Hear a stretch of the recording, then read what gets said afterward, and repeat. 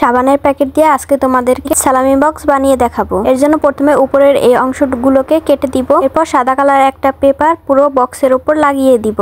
যারা যারা দেখতেছে অবশ্যই আমার চ্যানেলটিকে সাবস্ক্রাইব করবে এবং আমার টিকটক আইডিটি ফলো করবে এবং ভিডিওটিতে অবশ্যই লাইক করবে। আমার ইউটিউব চ্যানেলে অনেক সুন্দর সুন্দর ভিডিও আপলোড করা আছে, তোমরা গিয়ে দেখে আসতে পারো। আশা করি তোমাদের ভালো লাগবে। পুরো কাগজটা পেঁচানো হয়ে গেলে এটার উপরে ওয়াশি টেপ লাগিয়ে দিব, নিচের সাইডেও লাগিয়ে দিব এবং উপরের সাইডেও পুরোটাই লাগিয়ে দিব। তোমরা চাইলে নাও লাগাতে পারো, অন্যরকম তোমরা ডিজাইন করতে পারো। ওয়াশি টেপ লাগানো হয়ে গেলে 4 কোণা করে মার্কার দিয়ে আমি রং করে দিব। এখানে প্রথমে গোলাপি কালার করে দিয়েছিলাম, তারপর আবার ওইটার উপরে এই সবুজ কালার করে দিয়েছি, তাই কমলা কালার দেখাচ্ছে। এখন এই ফাঁকা অংশগুলোতে আমি রঙিন টিস্যু লাগিয়ে দিব। এই টিস্যুগুলো আমি রঙের মধ্যে ভিজিয়ে টিস্যুগুলোকে শুকিয়ে নিয়েছি, তারপর এরকম হয়ে গেছে। চারো সাইডে আমি এরকম টিস্যু লাগিয়ে দিয়েছি। এখন ঈদ মোবারক লিখে দিয়েছি একটা কাগজে, ওইটা উপরে লাগিয়ে দিলাম। এখন ছোট ছোট কিছু টিস্যু কেটে বক্সের মধ্যে দিয়ে দিয়েছি। এখন উপরে ধরার জন্য এই জুতাটাকে লাগিয়ে দিচ্ছি। এখন এই বক্সের মধ্যে কিছু গিফট দিয়ে দিচ্ছি এবং সালামি দিয়ে দিব।